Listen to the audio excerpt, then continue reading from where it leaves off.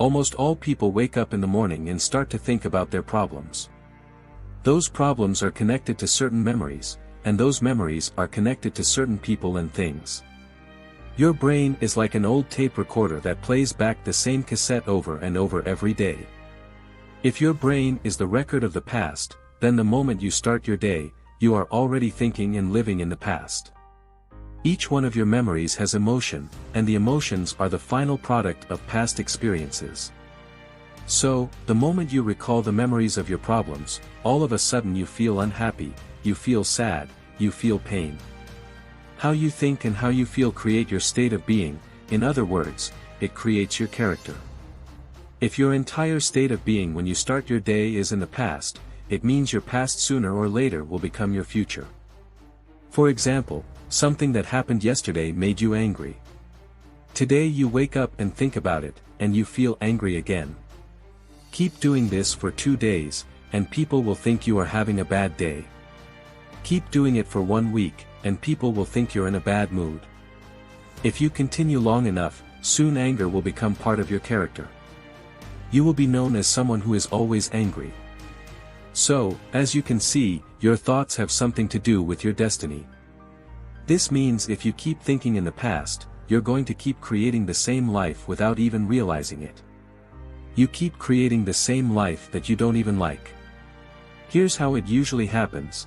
You wake up and grab your cell phone, you check your Instagram, check your WhatsApp, read a few emails or texts, then you check the news, and now you finally feel really connected to everything that's known in your life. After that, you go through a series of routine behaviors. You get out of bed on the same side, you go to the toilet, you get a cup of coffee in your favorite cup, you take a shower, you get dressed, and you take the same bus or drive to work the same way. Finally, you get to work, and you see the same people that push the same emotional buttons.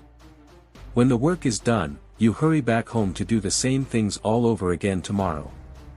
This becomes your routine, and routine works like a computer program.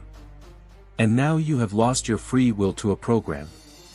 It is no longer you who runs the show but the subconscious program. 95% of who we are by the time we're 35 years old is a memorized set of behaviors, emotional reactions, unconscious habits, hardwired attitudes, beliefs, and perceptions that function like a program. So, then you can say with your conscious mind, I want to be healthy, I want to be happy, I want to be free, but the body is run by a different program. You are putting the 5% conscious mind against the subconscious mind, which is 95%. This is like putting an average skinny guy against an Olympic-level powerlifter in a weightlifting competition. No wonder you can't make changes and end up going back to the old program and creating the same life. So then, how do you begin to make changes? Well, you have to get beyond the analytical mind because what separates the conscious mind from the subconscious mind is the analytical mind, and that's where meditation comes in. Through the practice of meditation, you can learn how to change your brain waves and slow them down. And when you do that properly, you can enter the operating system where you can begin to make fundamental changes. Most people wait for a crisis, trauma, disease, or diagnosis in order to start changing. Joe Dispenza's message is this: why wait for negative things to happen? You can learn and change in a state of pain and suffering, or you can learn and change in a state of joy and inspiration. Most people spend 70% of their life living in survival.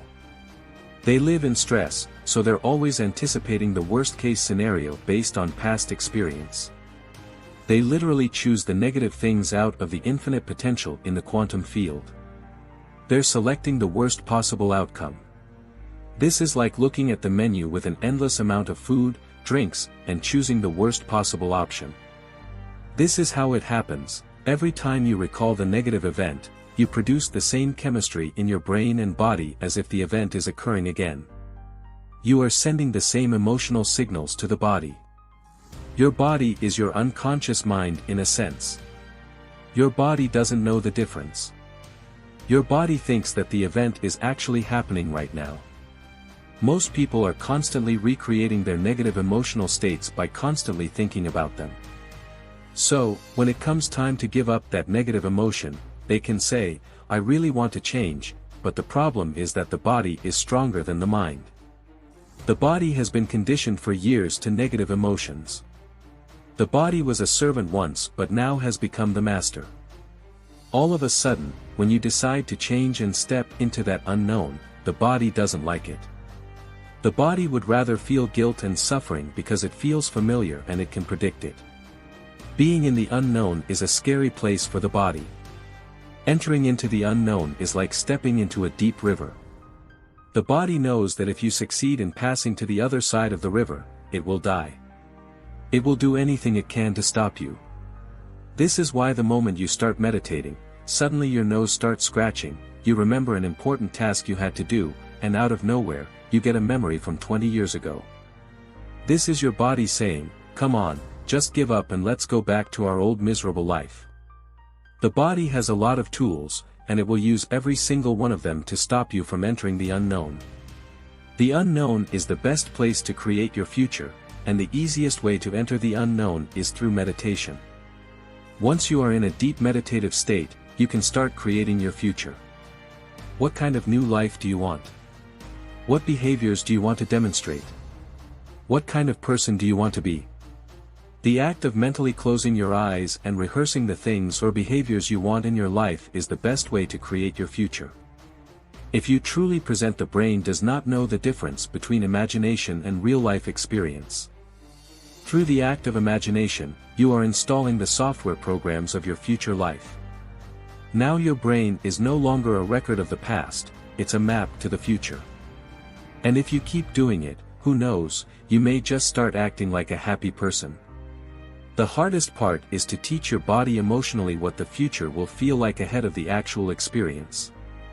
Simply imagining it isn't enough, you need to emotionally feel it in your body. If thoughts are the language of the brain, feelings are the language of the body. It is through feelings and emotions your body understands what your mind is telling you. If you don't feel anything, then it means your body isn't receiving the signal. It's like in your room, the internet modem is working, but you can't connect because you've turned off the Wi-Fi on your phone. The moment you start feeling the emotions of your thoughts, you are connected to the internet, and you can now start downloading your future life. And you know what this means? This means you no longer need to wait for your success to happen in order to feel successful. You don't need to wait for wealth to feel abundant.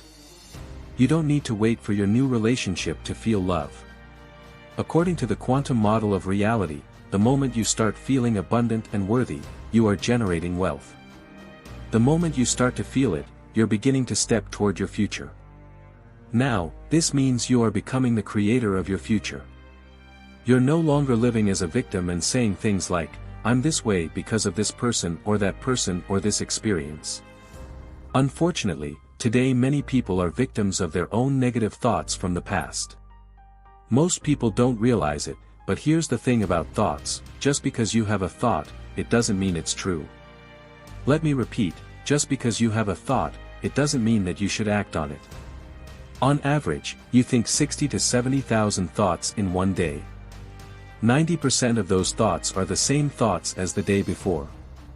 If your thoughts have something to do with your destiny, then your life is not going to change very much, because the same thought leads to the same choices, the same choice leads to the same behavior creates the same experience, and the same experience produces the same emotion. This is why it's very important to meditate, so that you can become more aware of how you think, how you act, and how you feel. The more conscious you are, the less likely that an unwanted thought is going to slip by your awareness unchecked. The word meditation means to become familiar with. So, as you become familiar with the thoughts, behaviors, and emotions of the old self, you no longer let them influence you. Instead, you start thinking new thoughts and condition the body into a new emotional state. If you do it long enough, this new emotional state will become familiar to you. Creating a new self is like creating a new garden. First, you got to get rid of the weeds and the rocks. Then you need to pull out the plants from the past year, and you have to prepare the soil. Only after that can you start planting. Meditating basically works the same way. You're preparing the garden, and it's not an easy job. Training your body to sit down and meditate is like training a wild animal or a dog. You say, sit down and wait here, but it runs away. So you catch it and bring it back.